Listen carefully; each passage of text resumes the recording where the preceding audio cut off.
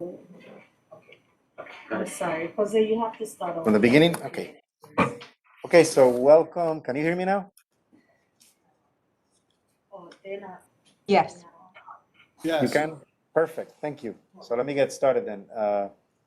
Welcome and thank you for joining us today for the meeting of the New York City Health and Hospitals Board of Directors. Today's meeting is officially called to order.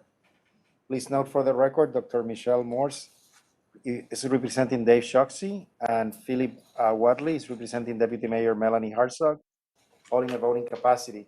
So next on the agenda is the adoption of the minutes for the board meeting held May 27th, 2021. Are there any questions or comments? So let me then poll each member automatically. Dr. Katz, Yes. Dr. Calamia, Yes.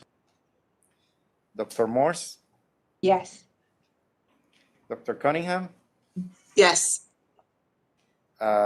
Philip Wadley, Yes. Barbara Lowe, Yes. Robert Nolan, Yes. Sally Hernandez Piñero, Yes. Frida Wang, Yes. Benioski Peña Mora. Yes. I don't know if Anita is on the other. Anita Kawatra. Yes, I'm on. Yes. Thank you. And Jose Pagan, yes. So the minutes have been approved. Thank you so much. So during the executive session, the board received and approved oral and written governing body submissions from NYC H&H Elmhurst. The board received and approved governing body written submission of the NYC Health and Hospitals Morrisania Diagnostic and Treatment Gotham Center, the 2020 Performance Improvement Plan and Evaluation. And the board also received and approved semi-annual governing body reports, written submissions from NYC Health and Hospitals Bellevue. So we want to welcome our latest member, newest member to the board. I would like to take the opportunity to welcome Dr. Shinasa Cunningham, Executive Deputy Commissioner of Mental Hygiene at the New York City Department of Health and Mental Hygiene. Welcome to the Board of Directors. Thank you. I'm happy to be here. We are very happy to have you here too. So thank you so much. So on June 4th, Dr. Peña Mora participated in a Clap Out for Healthcare Workers event at Elmhurst. Dr. Peña Mora, would you like to provide feedback on that event? Thank you, Mr. Chairman.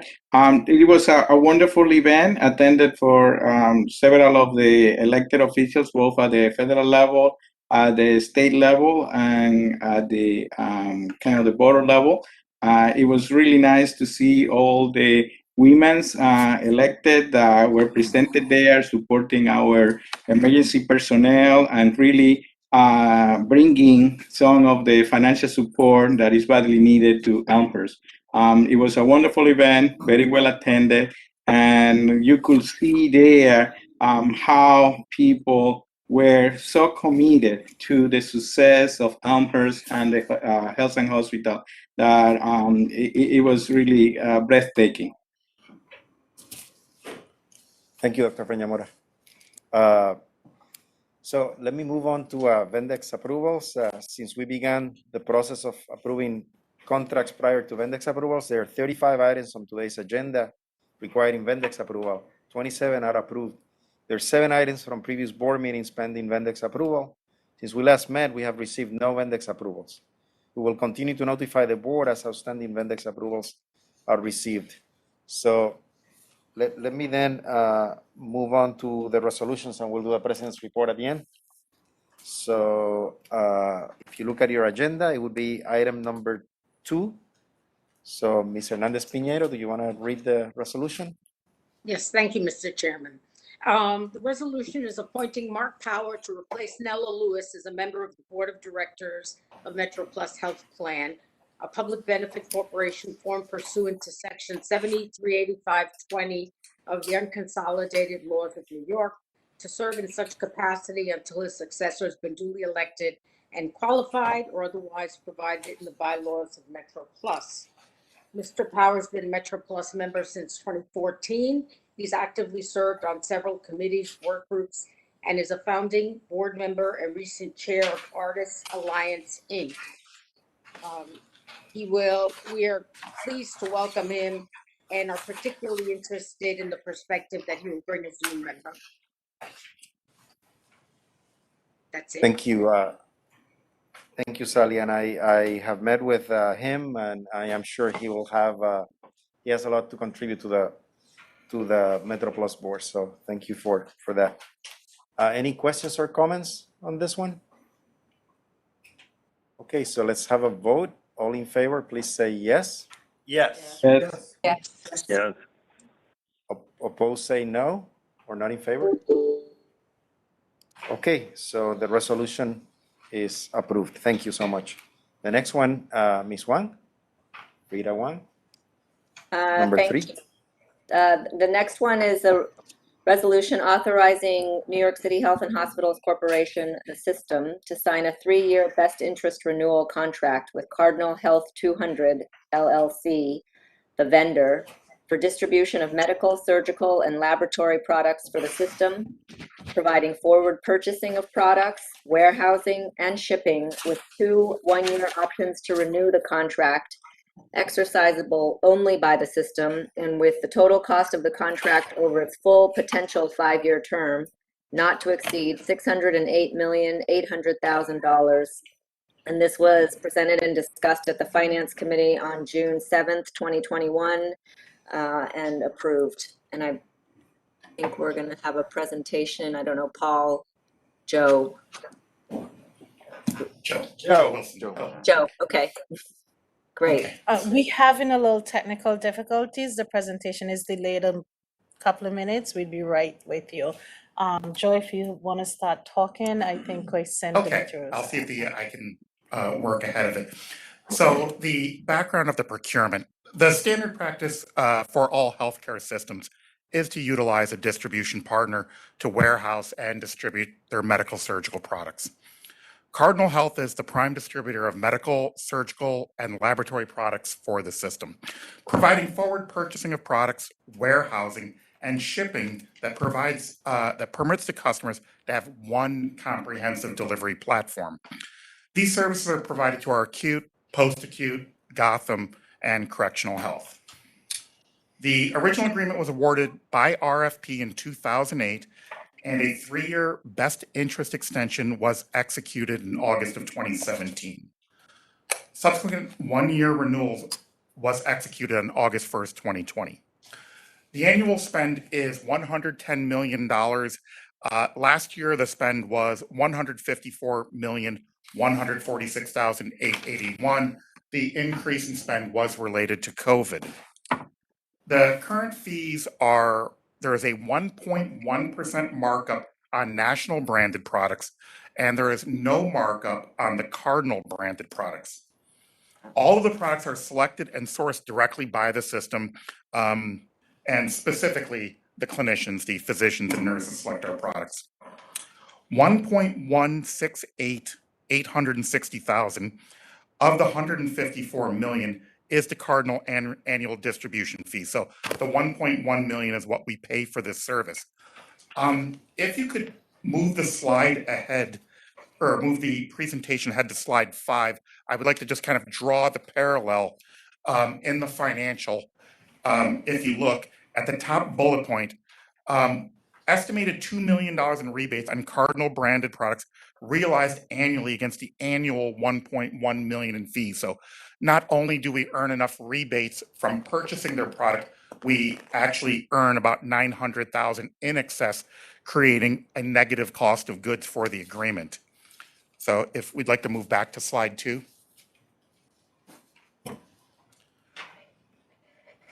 Oh, I'm sorry, slide 3, thank you. So there are 3 suppliers representing 95% of the distribution market. Cardinal is the only supplier that can provide medical, surgical, lab, and pharmacy distribution, and we do utilize all of those services under the Cardinal umbrella. Cardinal provides a dedicated on-site resource as part of the support model. So besides customer service, they provide clinical training on their products. They work regarding back orders. There is roughly a dozen Cardinal employees who work exclusively for H&H. And then regarding their 2 largest competitors, Owens & Minor, which has been for sale since 2019. And then as of June 7th, Medline was sold to a private equity firm. So there is a lack of stability in the distribution market. Next slide, please. So there's really three elements that we want to discuss that is the reasons we would like to move forward into a new partnership with Cardinal.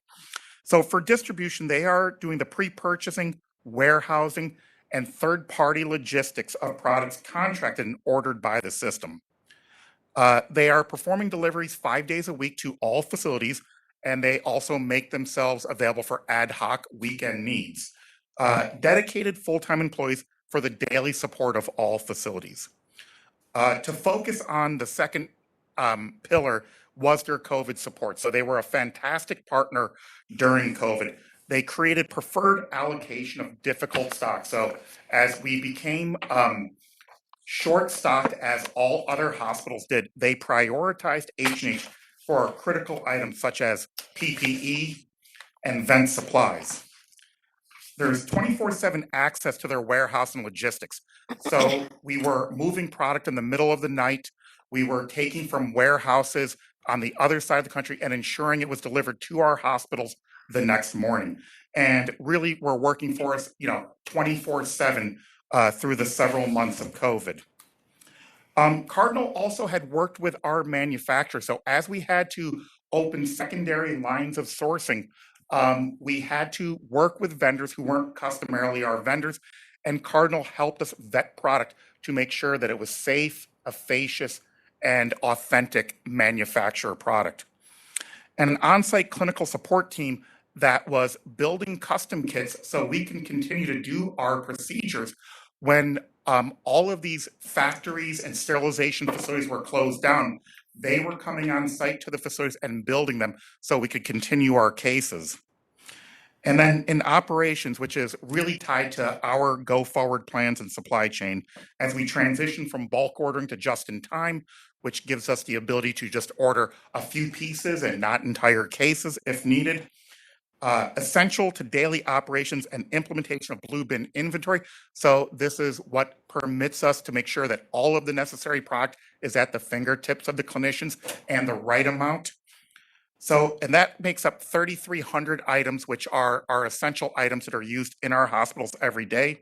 This reduces inventory on our shelves, lowering our cost, and streamlining our ordering process. And it has allowed us to move forward and go to barcode and touchless ordering. So the old system of filling out a requisition and getting an approval and making a purchase order and sending it no longer happens.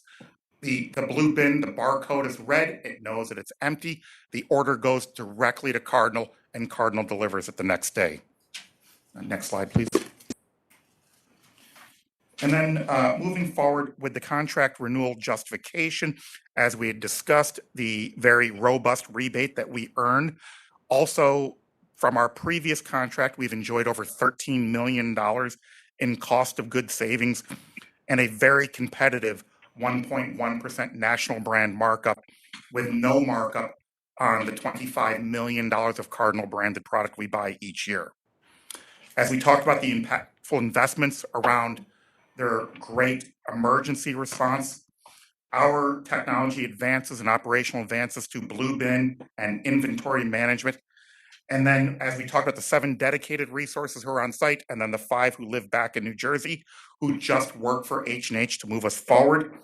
And the additional synergies that we're able to drive from a company like Cardinal with pharmacy distribution, lab distribution, third-party logistics. So they are currently managing a warehouse for us that manages all of our COVID supplies, an OptiFreight management program that allows us to buy lower rates for UPS and FedEx because we are bundling our spend with theirs, and the surgical custom pack program where they are building out specific custom packs by surgeon, by case, so we are most efficient when we perform surgeries.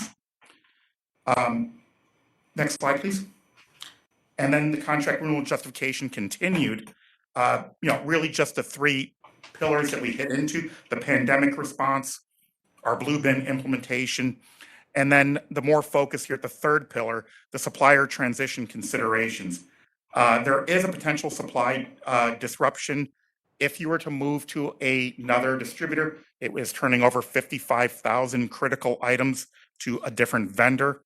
The amount of staff that would be needed to take on the Herculean task of changing distributors between working with clinicians, working with supply chain, finance, and then the custom pack disruptions, which is then bringing inefficiencies back to the OR.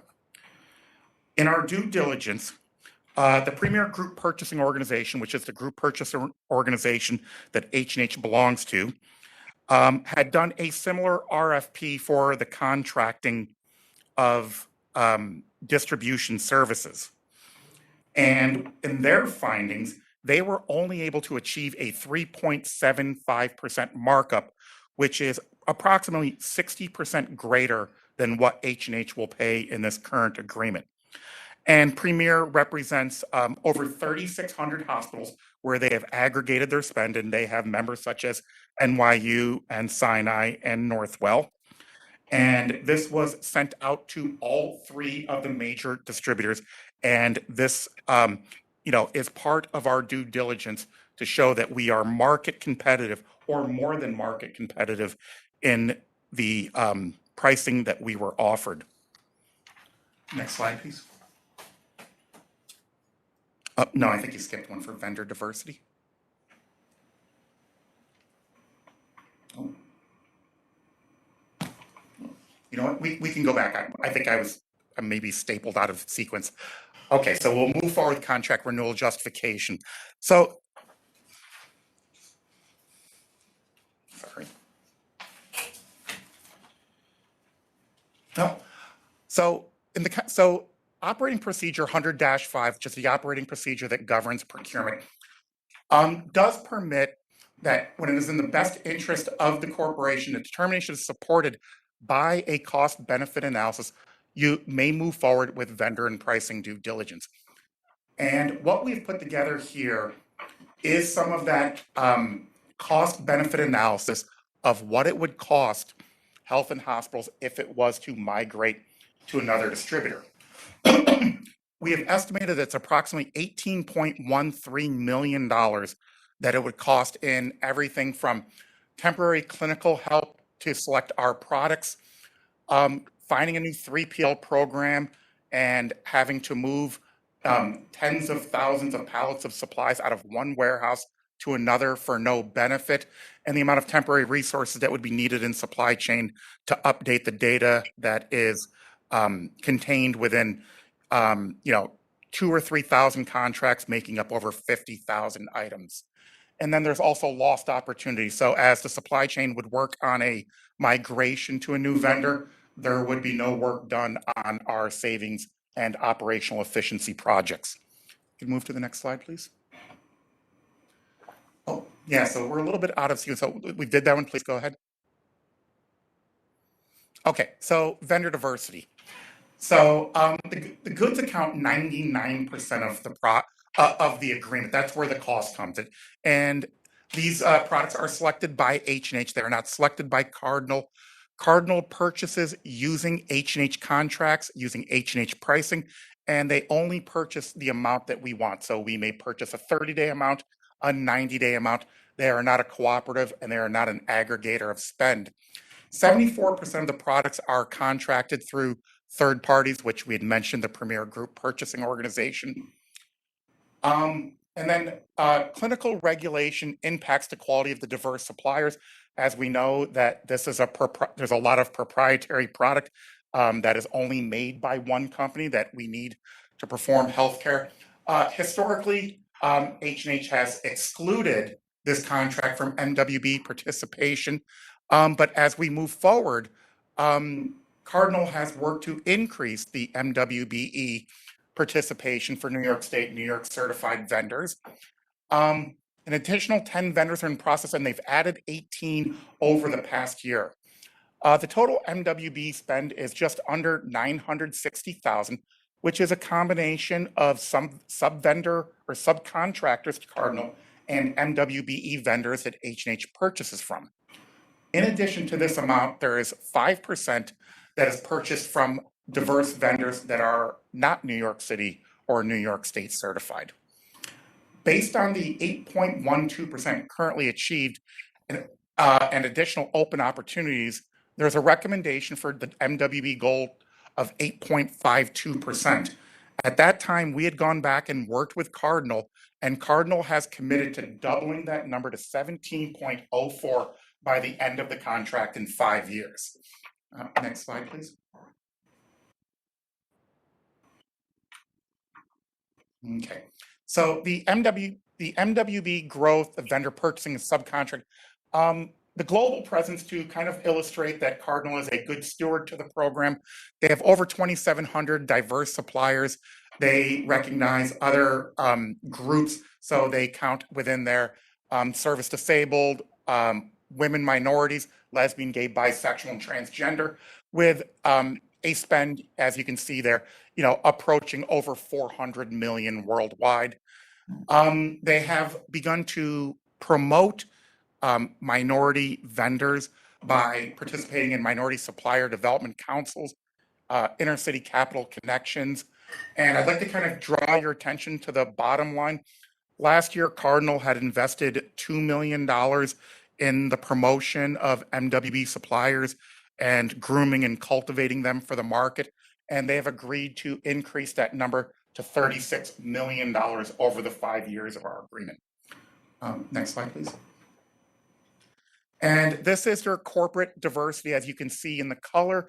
And I would like to just point out on the bottom, we have specific H&H staff at, or specific Cardinal staff at H&H, with 57% of them being female and 50% of them being ethnically diverse. Next slide, please. And our request, supply chain is seeking approval to enter into contract under the best interest renewal provision in OP 100-5 with Cardinal Health 200 for medical surgical distribution services. It is a 3-year contract with 2 one-year options exercisable at the discretion of New York City Health and Hospitals, with an effective date of August 1st of 21, with a not to exceed number of $608,800,000, with an MWB goal of 8.52% in the first year, increasing to 17.04% by year 5, totaling $20,747,904. And thank you, and I'll take any questions. Thank you. Any questions from board members? Dr. Peña-Mora, go ahead. Thank you, Mr. Chair. I just want to commend the group for their presentation, particularly their best value renewal analysis of really walking us through all the different financial considerations in terms of ensuring that we are the best stewards possible of our finances and securing these very important supplies, particularly with this vendor and their performance during the COVID pandemic. So I just think that it was a very thorough job. I also would like to commend the group in terms of their work with Cardinal on the MWBE front, on ensuring that they are increasing their outreach and their capacity building for MWBE and their commitment, which they are showing by not only speaking to it, but also committing resources to ensure that they have a diverse supply chain. So I just want to commend Danielle and everybody in the team for this presentation and the work that they have done for this contract. Thank you, Dr. Peña-Mora. Any other comments or questions? Okay. Thank you very much for your presentation. I had a question relating to just the last page, the MWBE goal of 8.52%. I wonder how that was determined. So that was based upon the availability of MWBE vendors to purchase from. So that is where that number comes from, and then the product being selected by the physician. So it's that is the number. It's just based upon purchases from MWBE vendors. Okay, thank you. That are available to us, I should say. Thank you. Thank you. Frida Wang, go ahead. Similar to Fenny, I just wanted to say, as I stated in the Finance Committee, at first blush, I had some concern with an 18-year contract renewal of such a large magnitude, but the team really did an incredible job explaining. I think the presentation was great, explaining the nuances of the relationship and how we work with Cardinal, and he did a really great job on diligence on the competitive landscape, explaining to us and making sure we understand, the good pricing that we have and the good contract that we do have, and also the synergies and the work that they did with us during COVID, which of course was very, very critical and important. So, and moving us forward in terms of our inventory management process. And of course, the diversity initiatives that Fenny referenced. So thank you very much. I think it was a great presentation. I still would like us to always be in a position to be looking for opportunities to improve or change course so that we're not locked in for life, but I'm confident this is a good partnership and appropriate arrangement for us. So thank you. Thank you. Thank you. Okay, any other questions or comments? Thank you. So let me then go for a vote. Dr. Katz? Yes. Thank you. Dr. Calamia? Yes. Dr. Morse? Yes. Dr. Connie?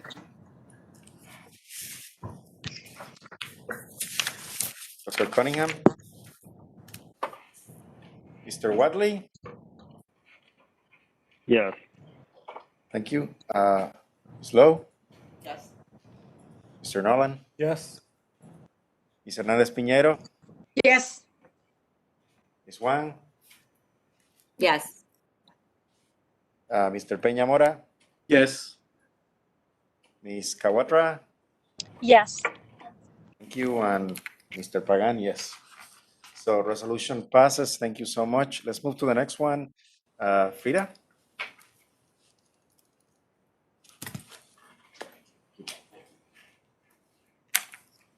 The next one is authorizing New York City Health and Hospitals Corporation, the system, to amend its contracts for school and mobile COVID-19 testing with each of Rapid Reliable Testing, Inc., RRT, BioReference Laboratories, Inc., BRL, Fulgent Genetics, Inc., Fulgent, Somos Healthcare, Inc., doing business as Somos Community Care, Somos, MedRight LLC, MedRight, and Premier Assist LLC, Premier, together the vendors, to increase the not-to-exceed limit on the 5 by $17 million from $189 million to a total amount not to exceed of $206 million.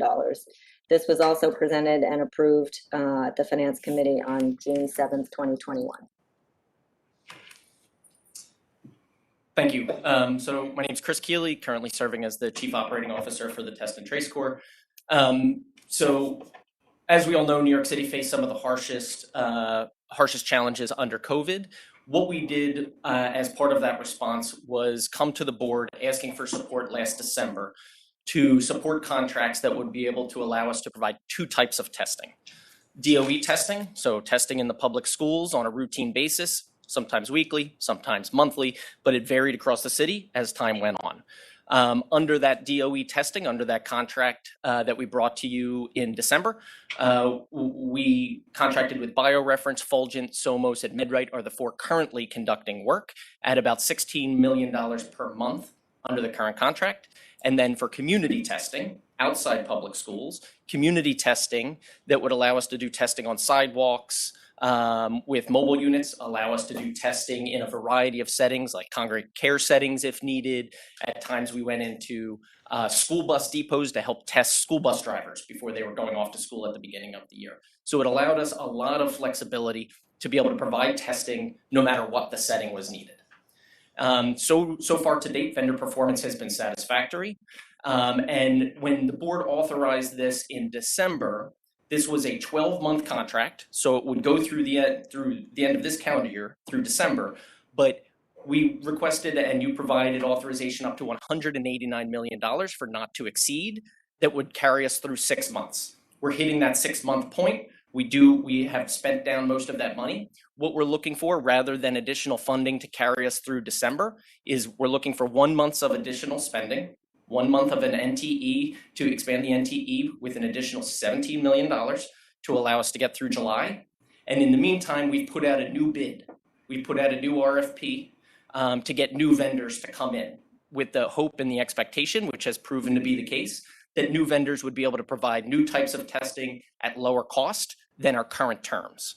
So we're looking to extend 1 month under the existing contract with an NTE expansion of $17 million while that solicitation continues in parallel.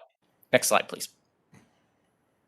So again, on the DOE testing side, we have done, this says more than 1.2 million tests when this deck was prepared. In fact, as of this morning, it was more than 1.5 million tests in the DOE testing. The positivity rate has remained very, very low. Mobile testing, we've been able to put out 40 mobile units 7 days a week since February. They have been out there and along with other community testing teams, been able to do 10 to 20,000 tests per week through the better half of the first half of this year. Next slide.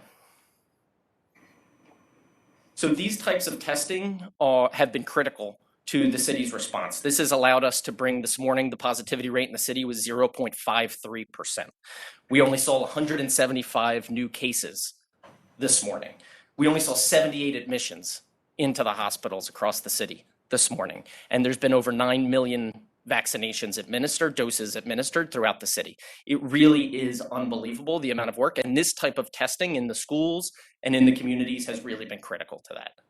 So again, we're coming here to ask for an expansion of $17 million under this existing contract. The terms, the duration of the contract, we're not asking to change. We're asking for $17 million to carry us through July so that we can continue that solicitation in parallel.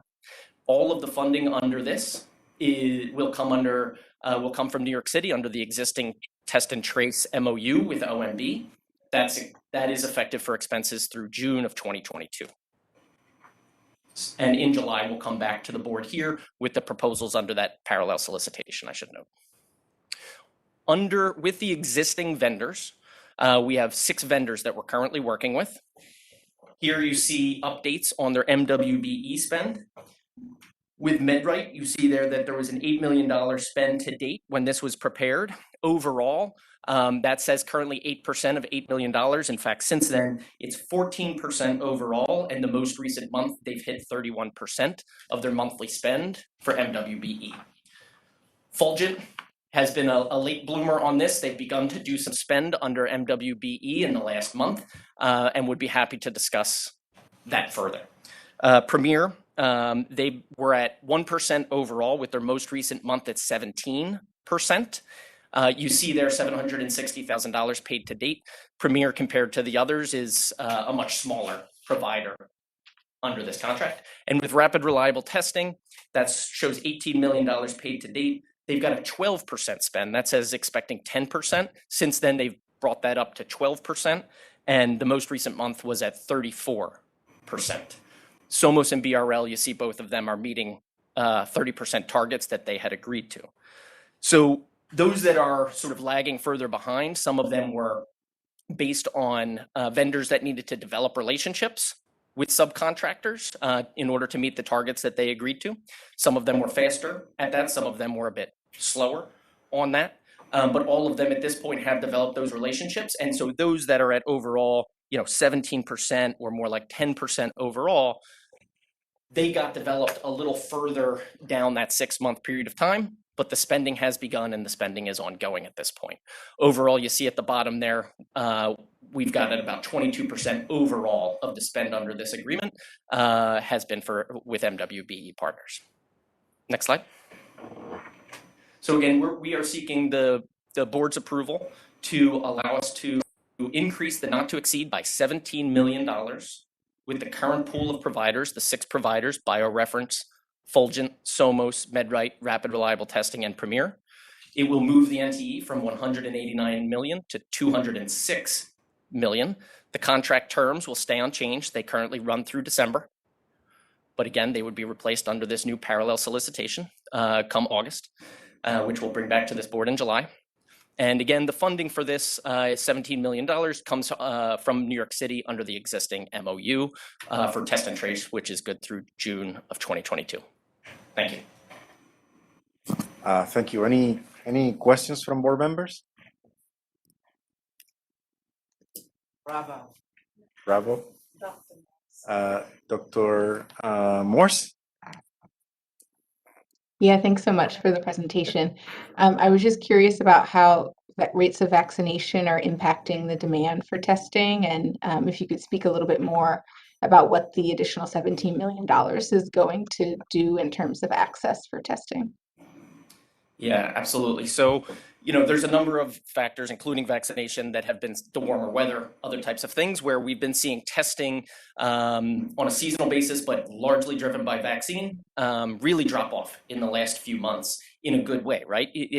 That we are bringing it to the street corners, we are bringing it into schools. So the school testing, it'll drop during these next few months because of summer school. Right? The number of people in the school buildings is going to be less.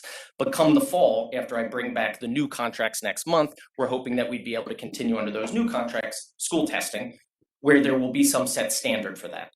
Over these last few months, we've seen the number of tests per mobile unit, for example, they've dropped by a half or so, some more than a half, some less than a half. It depends where you station those vehicles. And a lot of that type of testing on community testing is sort of responsive to people as they're walking to the grocery store, as they're just going down the street. But then we are also making sure that it's on 311, that it's on the website, so people on the city's website, so that as people are looking for testing, they'll know that a mobile unit is on their street corner that afternoon. And so we have seen the demand drop pretty considerably, which is a good and expected outcome of expanded vaccination. Thank you. Ms. Lowe? Will we make the shift to those who are going to be exiting the hotels back to shelters? I defer to others on the test and trace corps if they have anything to say to that. I know Dr. Long is here, but this particular body of testing work would not be involved in the shelter, in the hotels into shelters. Okay. But I think, Ms. Lowe, to your point, one of the directions we've gone in here is to go from having brick and mortar testing locations where people have to come to creating a mobile fleet with 40 units and go anywhere that they're needed in the city. And one of the things that's been really, I think, great for the city is if we have an elected official or a community-based organization says, this is where we need to keep our community safe and this is where we need to bring testing on Tuesday, we can do that because we built this fleet. So I think that can address what you're saying as well. Mm-hmm. Thank you. Okay, Sally? Could you just discuss a little bit the progress Fulgent's been making? Sure, absolutely. So this, I think, correct me if I'm wrong, this may be in reference to the Finance Committee meeting when we were discussing Fulgent in particular having an MWBE spend that was below their agreed upon target for MWBE spend. So since that time, we've had additional very direct conversations with them about the importance institutionally and from the board that this MWBE program has to us. And if they agree to a target, in this situation, 15% of spend, if they agree to a target, we expect them to meet that and make progress towards that. They had not been making progress on that. And as part of the result of not making progress on that agreed upon target, we have shifted some of the work to other vendors. We have left some work with them this summer for them to do some summer school testing, in part because we want them to be able to exercise that muscle. We want them to be able to develop those relationships with the MWBEs. We want them to be able to have the opportunity to develop those relationships they didn't have previously. And so we have kept some work going to them, but we have shrunk them by about a third of their previous work to now be about 2/3 of the overall work going forward on the school testing. Thank you. Thank you. Okay, any other questions? So I'm going to move to a vote then. Dr. Katz? Yes. Dr. Calamia? Yes. Dr. Morse? Yes. Dr. Cunningham? Yes. Philip Wadley? Yes. Barbara Lowe? Yes. Robert Nolan? Yes. Sally Hernandez Piñero? Yes. Frida Wang? Yes. Fenioski Peña Mora? Abstain. Okay. Anita Kawatra Yes. and Jose Pagan, yes. So the resolution is approved. Thank you so much. Thank you. Let's move to the next one. Frida Wang, this is your last one. Okay, so this is slightly amended from the version that was approved in Finance Committee to correctly list the not to exceed amount from 27.5 million as stated at the committee meeting to 26.55 million. So I'll read the amended resolution. It states authorizing New York City Health and Hospitals Corporation, the system, to sign contract renewals through December 31, 2021 with the 36 not-for-profit community-based organizations listed on attachment 1 to this resolution, the CBOs, to continue their community outreach work promoting COVID-19 prevention, testing, and vaccination messaging with an option exercisable solely by the system for an additional 6 months for a total amount not to exceed 26.55 million for the entire group and with sublimits by tier of CBO as indicated in attachment 1. This was presented, discussed, and approved at Finance Committee on June 7th, 2021. And I believe Dr. Long is going to take us through. Thank you. Yes. All right. Well, thank you for your time this afternoon. So I'll dive right in. Our CBOs, or community-based organizations, are our trusted messengers that we've used the whole way through for the Test and Trace score to get the word out to our communities about the importance of getting tested and now getting vaccinated. And that's how we've seen a lot of the success that we've been able to achieve so far. As Mr. Keeley pointed out, we do more testing per capita in New York City than almost any other country in the whole world. As Dr. Morse pointed out, we've had a lot of success with our vaccine effort that's allowed us to not have to do as much testing even as we did in the past. So our outreach in terms of how we work with our CBOs includes town halls, phone banks, even things like social media. And in particular, the totality of our efforts to reach out to our community members across New York City has resulted in, as of the end of April, us being able to reach almost 1.8 million community members through our citywide in-person engagements. The Test and Trace Corps is here today to seek approval to extend our CBO contracts through FY22 for a not to exceed of $26.55 million. This, of course, is covered under the existing T2 MOU with OMB, which is effective for expenses through June 30, 2022. In terms of the overview of procurement to date, this dates back to July of 2020, when we first did a procurement and selected 41 CBOs with our first $8 million dedicated to this part of our effort.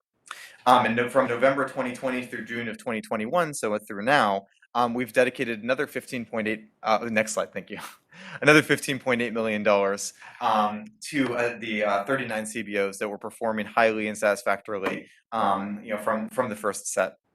As of April 30 of 2021, we've paid out $13.9 million to the contracted CBOs, and that includes the first tranche and the renewed 39 contracts to date. Next slide, please.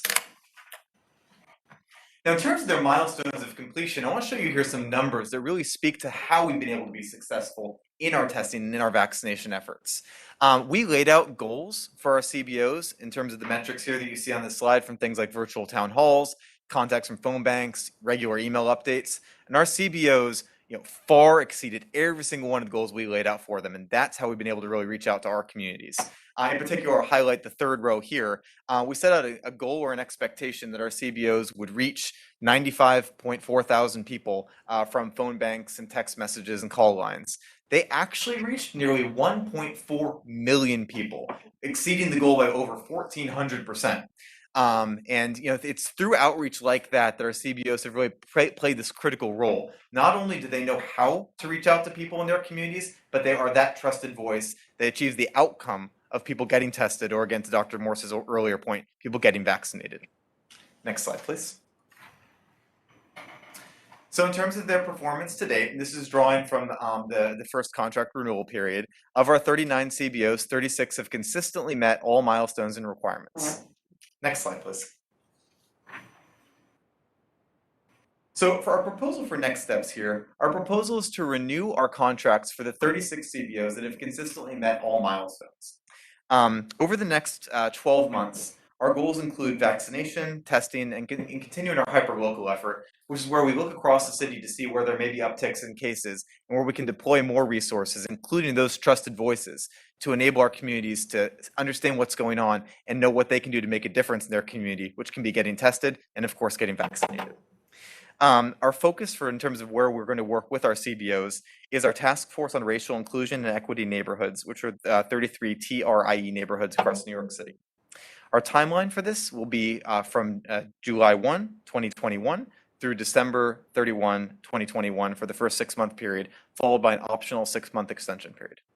Next slide, please. For the 36 CBOs that we're proposing to extend, I list them for you on the slide here. I won't read each one individually, but what I will call out is that there's 3 different tiers of CBOs.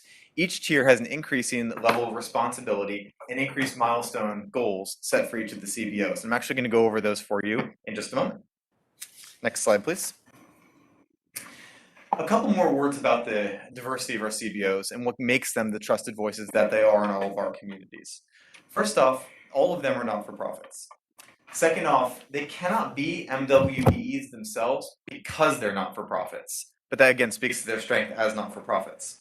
And they have staff that represent our diverse communities across New York City. A couple of statistics to highlight to show how diverse they are. 87% of our CBOs have hired staff from Latino communities. 72% of our CBOs have hired staff from Black communities. 55% of our CBOs have hired staff who are immigrants. 58% of our CBOs have hired staff who identify as part of the LGBTQI community. The hired staff through our CBOs speak over 15 languages. 87% speak Spanish. Languages include French, Haitian, Creole, Punjabi, Urdu, Yiddish, and a variety of others. Next slide, please. Now, in terms of the diversity of our CBOs and how they approach hiring, 71% of the people that are hired by our CBOs are W-2 FTEs. 29% are 1099 FTEs. And this is an important distinction I wanted to draw out here because we know across New York City that people can have unique employment situations. And we don't want to let that stand in the way of knowing who the right people are to be the right voices to get through to our communities so that they can know the importance of getting tested, the importance of getting vaccinated for keeping their communities safe. And that's why we allow and encourage the flexibility of our CBOs to hire through multiple mechanisms like that to make sure that nobody is excluded, nobody is left behind. In terms of utilizing subcontractors, I wanted to emphasize 6 of our CBOs, which is 15.4%, use at least one subcontractor, and all of the subcontractors that they use are also not-for-profits themselves. Next slide, please. So as I mentioned a moment ago, this time around, as we set up our milestones, knowing that our CBOs did such an incredible job exceeding every single milestone we put out for them before, we've ratcheted it up here, and we're setting loftier goals, which we're very confident that all of our CBOs will continue to meet. The goals include, in terms of Tier 1, which is the highest tier, meaning the most responsibility, leafletting shifts, we want them to now do 24 shifts per month. It used to be 12, so we're doubling that. Virtual town halls, we now want 6 for the top tier. It used to be 4, so that's a 50% increase. Contacts from the text or phone bank. Now remember, this is the category where they blew away the initial metric with a 1,400% increase above what we'd set out before. So we're tripling the amount that we want to have be that baseline here. So 3,000 contacts from phone and text banks, whereas previously it was 1,000. Regular email updates 4 a month, and social media posts, again for the top tier, 30 per month, and that's up from 12. So you can see across the board here, we're asking a lot more of our CBOs for the simple reason that we know they can deliver, we believe they will deliver, and every time they deliver, that results in somebody getting tested or getting vaccinated, and our city getting safer and safer. Next slide, please.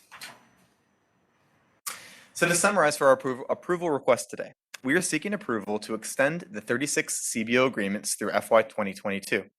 The contract term initially will be July 2021 through December of 2021, with then an optional extension period through June of 2022. The implementation and rollout would begin July 1, 2021. Not to exceed would be $26.55 million. The funding in totality would come through the existing T2 MOU with OMB, which is effective for expenses through June 30, 2022. And the funding again is for FY 2022, but we will reevaluate for the continued need 6 months down the line. And with that, I thank you very much for your time and would love to answer any questions. Okay, any burning questions on this one? Sally? Very quickly, Ted, hopefully you'll find a way to tell the CBOs that the board has been apprised of the extraordinary job they've done. You know, it's easy for them to be criticized, but when they deliver so exceptionally in such a critical time, they certainly deserve the praise as well. Thank you, Sally. I'll be sure they receive that well-earned praise.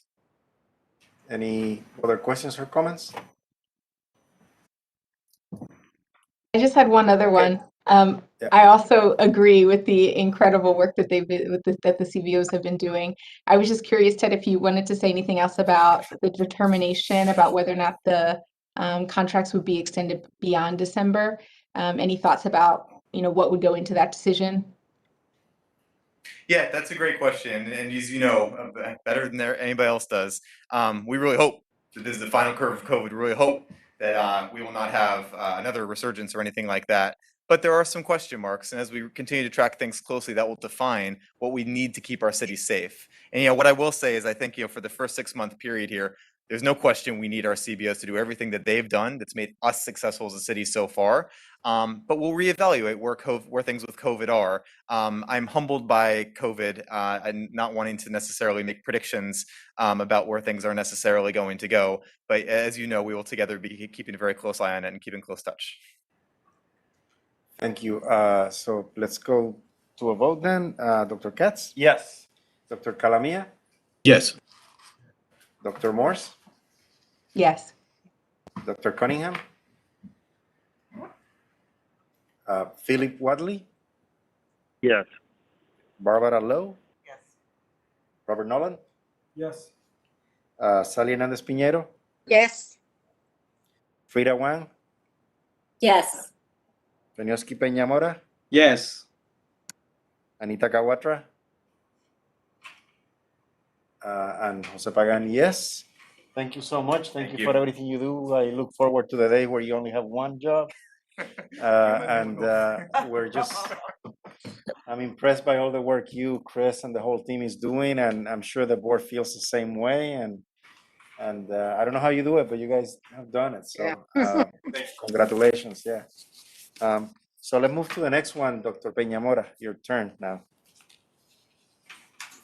Thank you, Mr. Chair. I'm agenda item number 6, authorizing the New York City Health and Hospital Corporation, the system, to sign a 3-year lease extension with SDM of Stanley LLC, the landlord, for the use of approximately 8,000 square feet of space at 840 Alabama Avenue, Borough of Brooklyn, to operate a commodity supplemental food program, the CSFP, managed by New York City Health and Hospitals, Kings County Hospital Center, the facility, at a base rent of $136,000 per year or $17 per square foot, to be escalated by 2.5% per year for a total of $418,285 for the 3-year extension, provided the system will hold an option to extend for an additional 5 years with the rent for the 3-year extension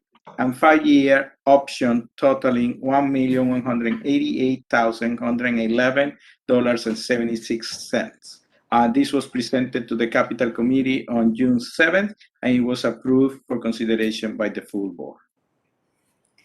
Good afternoon. Christine Flaherty, Senior Vice President of Office of Facilities Development. I'm joined today by Mr. Vincent Mulvihill, our Deputy Executive Director at Kings County. He'll begin this presentation. Vincent? Good afternoon, Mr. Chair, Dr. Katz, members of the board. Thank you very much for this opportunity.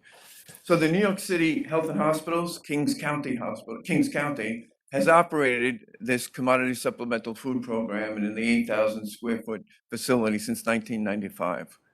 The program, the commodity supplemental food program, it's grant funded, fully federally grant funded, and it's designed to improve the health of low-income families by supplementing their diets with nutritious United States Department of Agriculture food, commodity foods rather.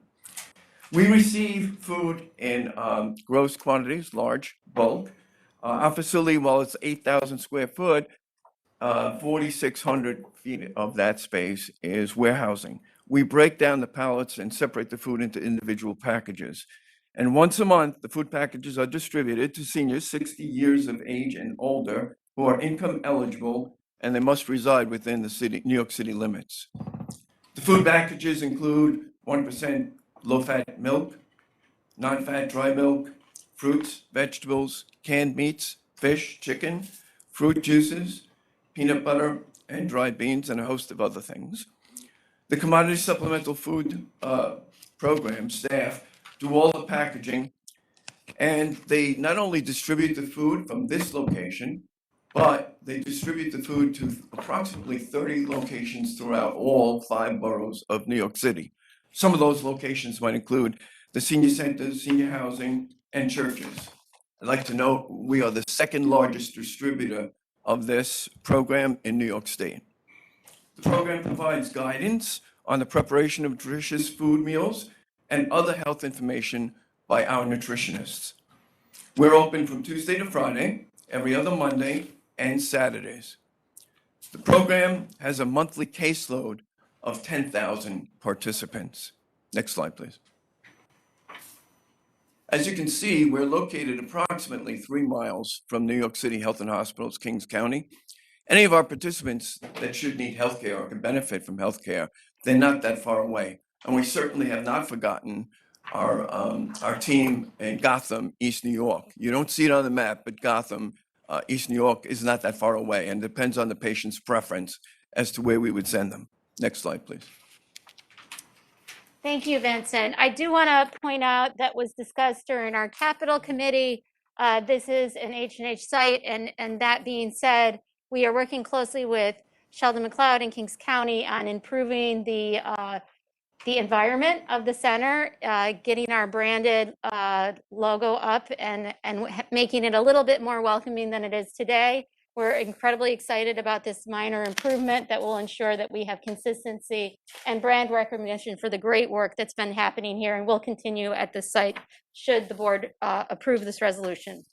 The lease term here is broken up according to the schedule of the funding. We wanted to ensure there was no financial risk associated with this resolution, but also give us the flexibility to continue this relationship should the grant itself go into effect as expected. The base rent here is within the market value of $17 a foot. The first term is a 3-year term commencing October 1, 2021, ending September 30, 2024. And we're looking for a 5-year renewal option because that would bring us into the cycle of the time frame typically with these grants that we really hope to establish and have in place for the future. This provides the details of the grant, and this is the rent schedule itself, showing you the total for the 3-year first phase, and then the 5-year additional option. Escalation is listed here per market 2.5% for this, with a total 8-year authorization should we receive the grant for the future of $1,188,111.76. And finally, we'll conclude with the resolution. We're happy to take any questions from any member of the board. Thank you. Any questions? Dr. Peñamora, go ahead. Thank you, Mr. Chair. Thank you, Christine, and for the presentation. I also want to commend you for taking the opportunity as you are renewing the lease to increase the welcoming perspective of the environment to ensure that our patients and our community feels welcome and respected. I just want to thank you for taking the opportunity and to look holistically to all the other leases that we may be coming in the future on seeing how we do that. Thank you. Frida Wang has a question. I just have one question, Christine, a technical question on the taxes. I don't know if you referenced it in the presentation, but the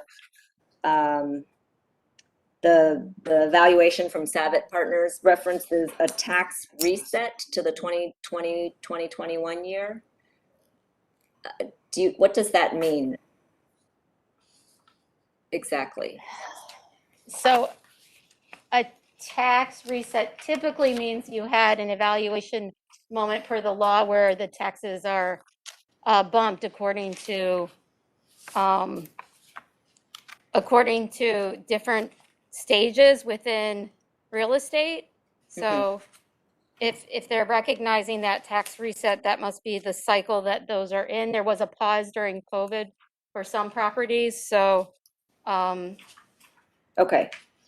I think that's what. So we pay is the taxes included in this rent or? Yes, it is. Yes, yes. Okay. Because this is a State privately, taxes are covered. yes, the taxes are covered, and this is a privately owned property. So I did share earlier today with you in the Capital Committee kind of the rules of the road around when we could seek tax abatement, and that wouldn't be applying in this case. Right. Okay. Sorry, I did see something come through. I hadn't had a chance to look at it, and thank you for providing Sure. that. So the okay. So the 2.5% increase at the new $17 per square foot is 2.5% from the prior existing lease, right? The last year of the prior lease. But is there also embedded in that a higher tax rate? Because I think we're resetting from 07 tax year to 2022 tax year. Yes, they're resetting the base year. So right. When we exercise the option, that will be a reset moment as well. Does that? So the 2.5% might actually be higher. That's what I'm trying to get at. I'm sorry. My question is a little convoluted. The 2.5% escalation captures any tax increase as well, or tax increase would be in addition to the 2.5% escalation? I believe the tax increase could be in addition to the escalation. The escalation is an indicator for the cost of this total rent. Okay. So if it's possible that the rent might be higher than what we're approving here, or am I misunderstanding something? No, I don't believe so. I've gotten a little jammed up on the level of questionings you're asking. Sorry. So Okay. we will confirm, but I do not believe the total that we're asking for the authorization for would increase beyond what we're requesting authorization for. Okay. Thank you. Thank you. Okay, so let me then move to a vote. Dr. Katz? Yes. Dr. Calamia? Yes. Dr. Morse? Yes. Dr. Cunningham? Yes. Philip Wadley? Yes. Barbara Lowe? Yes. Robert Nolan? Yes. Sally Hernandez Piñero? Frida Wang? Yes. Fenioski Peñamora? Yes. Anita Kawatra? She left. Jose Pagan? Yes. And Sally, I don't know if you... She's there. Yeah. I see her. I see you, so... Yes, yes. Yes, okay, yes, so the resolution passes, so thank you so much. Thank you. Let's move to the next two, I think. Yeah, so we're going to have two resolutions and many participants in the presentation. So, Thank you Go ahead, for Fen. teeing it up. We are going to present both agenda items 7 and 8 as a separate resolution, but it's going to be one presentation and two different votes. So bear with me, I will be talking for a while. So the agenda item number 7, authorizing New York City Health and Hospital Corporation, the system, to sign a 5-year revocable license agreement with Tasty Picks number 2, Tasty Picks, for a license for the use and occupancy of approximately 1,956 square feet on the first floor of North Central Bronx Hospital, a division of New York City Health and Hospital Jacobi, NCB, for the operation of a restaurant at a monthly charge of $5,500 per month, with an annual increase of 30% for a total revenue to the system of $350,402.95 over the 5-year term. This was presented to the Capital Committee on June 7th, and it was approved for further consideration at the board level. I'm also going to read agenda item number 8, authorizing the New York City Health and Hospital Corporation, the system, to sign a 5-year revocable license agreement with Andes of Kings County Corporation, Andes, for a license for the use and occupancy of approximately 3,336 square feet on the first floor of New York City Health and Hospital, Coney Island Hospital, CIH, for the operation of a restaurant at a monthly charge of $8,000 per month for the first year of operation, with annual increases of 3%, provided there shall be 6 months 50% rent abatement at the start of the agreement, for a total revenue to the system of $485,667 over the 5-year term. This also was presented on June 7th to the Capital Committee and was approved for full consideration by the board.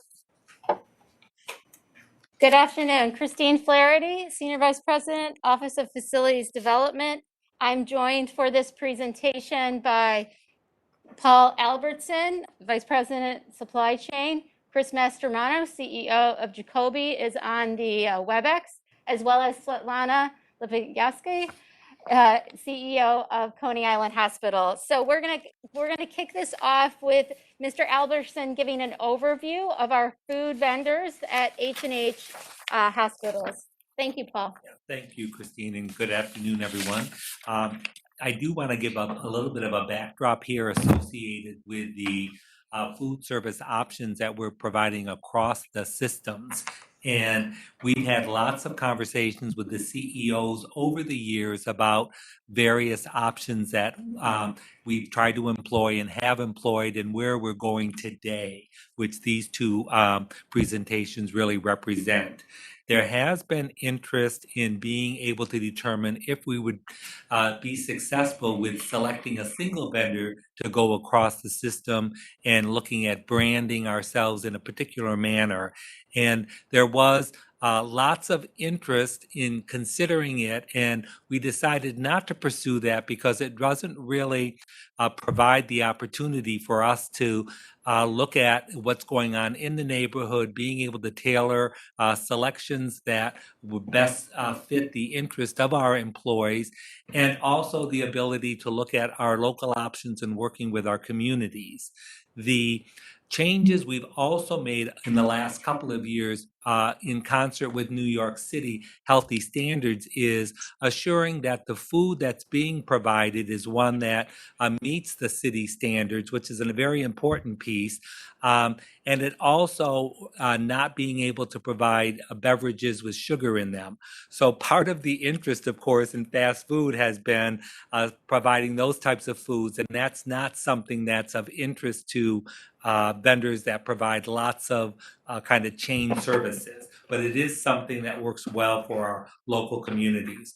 We also agreed that it's important for the facilities to be able to have a choice in making decisions on the best options for themselves, the selections of food, the pricing, and being able to make sure we're not looking at this as a profit center, but something that's important for our employees in terms of their choice, the availability, and being able to proceed really on a CEO by CEO basis. So that's really the direction that we've moved into, and these are two good examples of being able to emulate that today.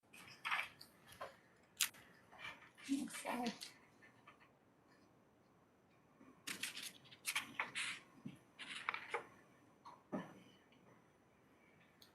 One more slide. So now we will have Chris Mastromano report for us and speak to us about the Resolution 7 for Tasty Picks 2.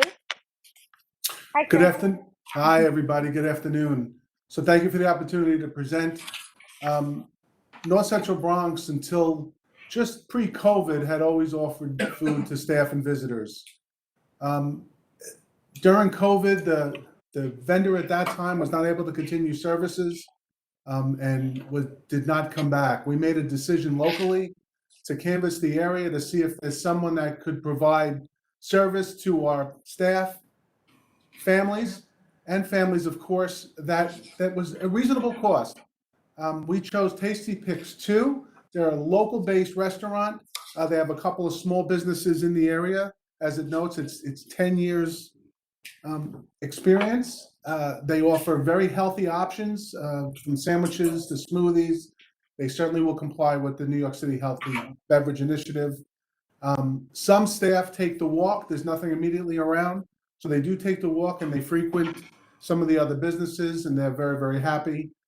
We spoke with the community board. Everybody was excited about this possibility.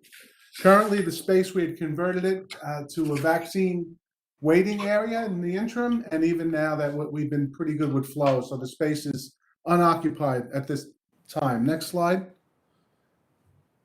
So that just shows that's the basic first floor floor plan. The proposal is to take the existing space that the former Towers Cafe had occupied. Next slide. The resolution has a license agreement with the following terms. We're asking for $5,500 a month of an occupancy fee with a 3% annual escalation for a total of $350,402.95 over the 5-year term. The space is 1,956 square feet, again, located on the first floor. It has easy access from the street, and the first year occupancy fee will be $65,995.44. We're asking for a term of 5 years. The fee is $33.74 a square foot, which does include utilities, and the market value of the space was estimated at $34 a square foot. We can terminate the agreement upon 30 days notice. And one of the key terms we put in was except for CPI changes, menu prices increases must be approved by us locally. Another feature I just want to add to this is that the vendor here will fit out the space according to their needs to provide this service. And so they'll do improvement work in the area in order to establish this appropriately for the staff. So that is a feature of these agreements, is that the vendors are responsible for the maintenance as well as establishing the food service space and any necessary minor renovations required. And I think our last slide here shows the resolution itself associated with this. And I'm not sure if we're trying to vote now or if we're go to the next one. Okay, you want us to We'll do vote? it now. Okay, so Dr. Katz? Yes. I'm sorry. Any questions on the resolution? I'm sorry. I It's, just the end of the want to day. say, I'm a patient at NCB, and the area is a food desert when it comes to healthy meals. So I think this is going to be a welcome addition for your employees and residents. Thank you. Fenioski, you have a question? Go ahead. Yeah, I have a comment. I just want to echo Sally's remarks in terms of really ensuring that our staff who have been the heroes during the pandemic and every day before and after the pandemic to have those options of healthy food. But I also wanted to thank Chris for his leadership on also bringing farmers market to NCB as part of a more holistic component of providing healthy food to our staff and our patients. Thank you, Fanny. Anything else? Okay, now let's move to a vote. Dr. Katz? Yes. Dr. Calamia? Yes. Dr. Morse? Yes. Dr. Cunningham? Philip Wadley? Barbara Lowe? Yes. Robert Nolan? Knowing Mr. Mastromanno's appreciation of good food, which I share, I will vote yes. Sari Hernandez Piñero? Yes. Frida Wang? Yes. Benioski Peña Mora? Yes. Anita Kawatra? I'm sorry. Jose Pagan, yes. So the next one? thank you. Thank you. We will now move to our presentation with Svetlana for Coney Island Hospital and the food options there. Svetlana? Good afternoon, and thank you for the opportunity to present. So Coney Island has offered food to staff and visitors since 1998. We serve approximately 100,000 staff, visitors, and patients annually. For the last period of time, we have not had food service here on the campus, and it has been sorely missed. So Andy's will occupy 3,336 square feet on the first floor of our main building, and they'll build out the space at their own cost. Andy's operates at some of our other facilities, including Kings County Hospital Center. They'll offer a menu of healthy food options that'll include fruit, vegetables, whole grain, hot and cold food, as well as reasonably portioned desserts. That's what I'm being told, under 200 calories. And water and low-calorie diets. They will comply with the New York City beverage initiative. Andy has operated the food concession at Coney Island in the past, and during the period from February 1998 to December 2000, March 2007, and to April 2010. They also operate the gift shop that is on our campus. They've been doing that for the last 12 years. Andy's has been a very good partner to us. They've stepped in multiple times on basically no notice to provide food to our staff and patients, including during the Hurricane Sandy. Next slide, please. This is a picture of our neighborhood. We're in a little bit of a food desert. We do have a farmer's market in the summer, but in order to get a healthy meal, you have to walk about 0.4 to about a half a mile, which is not terrible and actually good for everybody's waistline, except for when you have a relatively short break. That can be a bit of a challenge. So food options on campus have always been very, very important to our staff. Next slide, please. This is a picture of the location for Andy's. They will be located immediately to the right side of the entrance of our main building. Right now, our main building is both inpatient and outpatient services. Once our new hospital building opens, this facility will be all outpatient services. They're located right at the beginning of a very major thoroughfare to get all throughout our campus. Next slide, please. So this is the resolution. It's for a license agreement with the following terms. An occupancy fee of $8,000 a month with a 6-month 50% occupancy fee abatement at the beginning of the license agreement. The occupancy fee will be escalated by 3% per year for a total of $485,667 over a 5-year term. The licensee will occupy 3,336 square feet on the first floor of our main building. It's a 5-year term commencing in August and ending in August of 2026. The occupancy fee is $28.77 per square foot. It includes utilities, and the licensee will have to maintain the space. The market value of the space is $29 a square foot. The agreement may be terminated upon 30 days notice, and very importantly, except for CPI changes, menu price increases will be approved by Coney Island. Next slide, please. And here's the resolution. I'm happy to answer any questions. Thank you. Any questions from board members?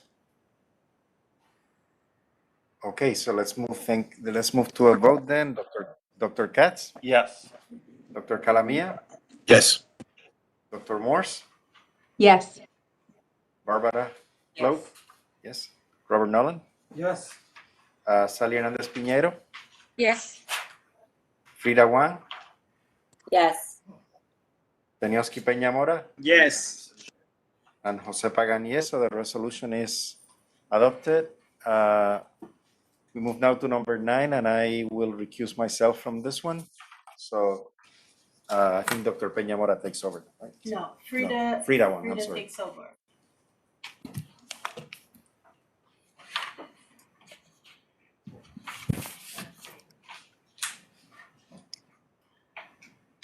Go ahead, Frida. Okay. So I think, is Fanny going to read the resolution? Yes. Okay, great. Okay. Thank you, Frida. I'm agenda item number 9, which is amended from committee approval to change entity name from New York University Medical Center to New York University Grossman School of Medicine. And the resolution is authorizing New York City Health and Hospital Corporation, the system, to execute a 5-year revocable license agreement with New York University Grossman School of Medicine, NYUSM, for its use and occupancy of 42,880 square feet of office space and 15,691 square feet of laboratory space in the C&D and administration buildings in New York City Health and Hospital, Bellevue Hospital Center, the facility, for administrative offices and in connection with its residency and research programs at $50.80 per square foot for office space and $58.50 a square foot for laboratory space, to be escalated annually by 2.5%, with the price per square foot to be reset to market after 2 years. This was presented to the Capital Committee on June 7th, and it was approved for full consideration by the board. Good afternoon, Christine Flaherty, OFD. I believe I'm joined on the line with Mr. Bill Hicks, our CEO at Bellevue, as well as Chris Robertson. Bill? Yes, Chris is taking a well-deserved week away, so I am here to present. Excellent. Shall I start, Chris? Yes, go ahead and start. Sorry. Bill. Okay, well, just as part of the background here, we have effectively 2 space agreements in place with NYU. One is part of our medical affiliate agreement, and it's the support space that's needed for that programming. And the agreement I'm presenting today is, and Christine is presenting today, for all other space, which includes office and laboratory space, unrelated to our core affiliate agreement. Totals up to about 58,571 feet, and located mostly in our administrative and C&D buildings. So add a little bit more detail to that.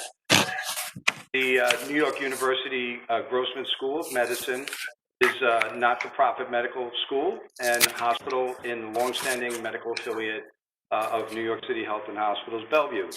Interesting to know that there was a full merger with NYU, Bellevue School, the College of Medicine, back in 1898. So this is a 123-year-old relationship, and one that serves us both well.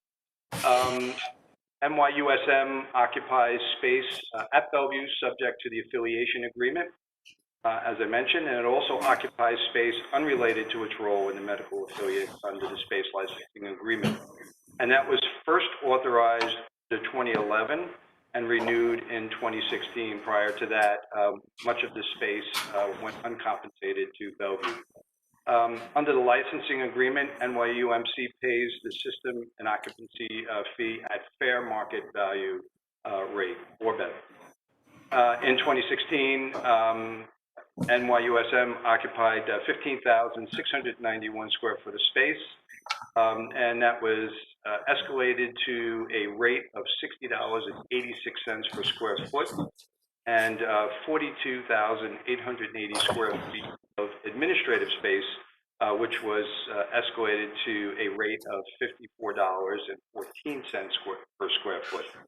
The administrative office space is used in connection with many of our services: adult psychiatric medicine, neurology, ophthalmology, orthopedics, pediatric, and our surgical programs. And the laboratory space is used primarily for research and includes medicine, neurology, pediatric, ENT, and cancer programs, which involve many clinical studies. Device testing, drug trials, all of which many of our patients benefit from, medical record reviews, and social or behavioral observation programs. Next slide, please. Christine, did you want to take the licensing term, or you want me to? Sure, I can cover it, Bill. So as Bill mentioned, we have 2 kind of areas within the campus. both laboratory space and administrative space that have different general market rates. And so there's two different rates here for the 15,691 square feet of laboratory rate. The license terms is $58.50 per square foot for a total of $917,923.50 per year. And the 42,880 square feet of administrative space is set for a rate of $52.80 per square foot for a total of $2,264,064 per year. This is a total annual occupancy fee of $3,181,987.60. And that rate would be escalated at 2.5% per year.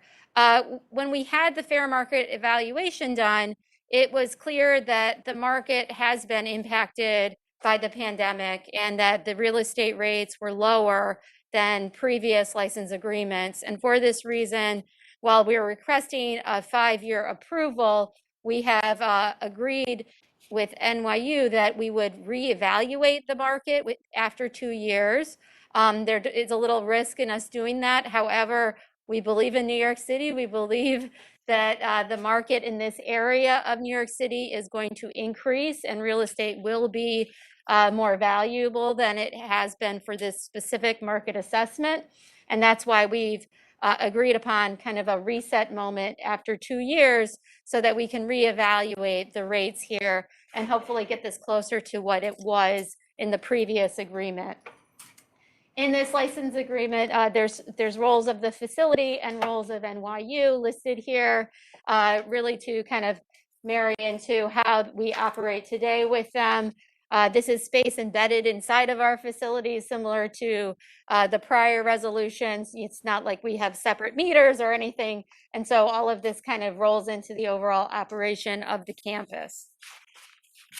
We're happy to take any questions related to this specific resolution.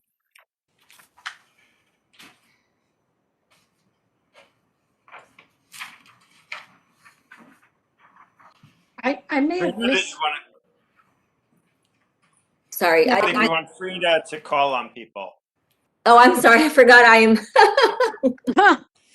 Sally, go ahead. Frida, Sally has a question. Sally, please go ahead. And then Fenny. Thank you. I was raising my own hand for a question. I forgot my duty. Thanks. Sally, go ahead. Oh, I think Bill, I may have misheard, but I think Bill had different rents on the lab and administrative space. Is that right, or is it Christine's rents that we're voting on? I'm sorry, you were breaking up. Could you please repeat the question again? They're all different rates. You're right, Sally. There are different rates. There's a market rate for laboratory space that's higher than administrative office space because it's specialty space. And so the SAVIT analysis attached demonstrates the different market ranges for fair market value. Did that answer your question, Sally? No, I actually just thought that you and Bill gave different rents to the admin and the Oh, so Bill was explaining the existing rates, the current state. Oh, I see. And then I explained the new resolution rates that you're voting on. Okay, I got it. Thank you. Thank you. Fenny, I believe you had a comment or question. Thank Madam Chair. I just want to again say that I think the idea of having the 2-year reset, I think I want to commend both Christine and Bill because, and the trust on New York City coming back, because that is looking at how to ensure that we are able to get the maximum available financing for the rent. So I just want to commend both of you for thinking about that particularly, and also to thank NYU for agreeing to it. And as Bill says, it's a relationship that has gone for over 120 years. So it's something that definitely will continue. But it's good that both of the entities are taking in consideration the financial well-being of each other. Thank you. Great. Thank you, Benioski. Any other questions from board members? Hearing none, I will call for a vote. Dr. Katz, Yes. Dr. Calamia, Yes. Dr. Morse, Yes. Philip Wadley. He's not here. Oh, sorry. Okay. Barbara Lowe, Yes. Bob Nolan, Yes. Sally Hernandez Pinheiro, Yes. Benioski Peñamora, Yes. and I also vote yes. And my comment was similar to Fenny's. I think it was a great way to structure the lease. So the motion is Thank you. approved. And I think Thank we you so can much. get the chair back. Thank you. Thank you, Frida. I have a note here. Does anyone object to allowing Dr. Morse to change her vote on resolution number 4? So let me ask. I think I need to ask for a vote on that, or let's do that. Or ask. Well, yeah. Are there any objections? Any objections from any board members on this? No. Okay. Yeah. Okay, then, Dr. Morse, can you say your vote on the record so that we can change it? Yes, abstain. Abstain? Okay, so let's change the vote to abstain. Thank you. Thank you so much. So let's move on to now, let me see. Your report. Your report. So you want to highlight any, the length of this meeting? Yeah, well, I'm not gonna read the report. What I would really like to spend just a second admiring Health and Hospitals is that this week we hit 1 million vaccinations for COVID in the Health and Hospital system, in all of the facilities, and that's a lot of lives saved. And I think even more important to something that we hold dear as a public hospital is we calculated who we vaccinated. 76% of the people that we vaccinated were people of color. And that compares in the independent hospitals to 73%. And in the major hospital systems across New York City, it's 56%. And I think if people want to know why you need public hospitals, you need public hospitals because people from the immigrant communities, people from the Black and brown communities, uninsured people, low-income people, trust the public hospitals that they have gone to for generations. And so then when something potentially frightening happens, like people want you to get this vaccine and you're not sure and you've heard this misinformation and maybe it's not safe and you're worried and maybe you've had bad experiences, you go to the place that you trust and you see your doctor and your nurse and the receptionist and they treat you well. And so you say, yes, I'll get the vaccine. So, to me, it's just a tremendous, confirmation of why we all work so hard to keep public hospitals going. So with that, you can read anything else in the written report. Thank you, Dr. Katz. And I think you're getting an applause from everyone Thank you. here.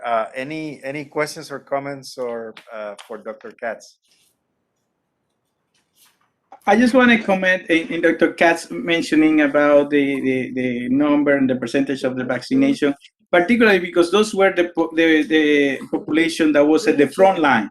Those were the ones that were servicing the population that was at home being safe. So I think this is even more commendable, the work that Health and Hospital have done. So again, thank you to everyone in the system for their hard work. Thank you, Fenny.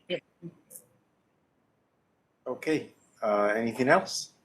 Okay, so on that note, committee and associated reports. So due to the virtual nature virtual meeting setting. The committee reports were emailed to you for submission into the record. Is there any old or new business to come before this board? If there's no further business, I declare the NYC Health and Hospitals Corporation Board meeting adjourned. Thank you so much. Thank you. Nice seeing you all. Thank you. Nice seeing you. Thank Bye, you. everybody. Bye. Thank Bye. you. Thanks. Congratulations, Calicia, David. Thank you for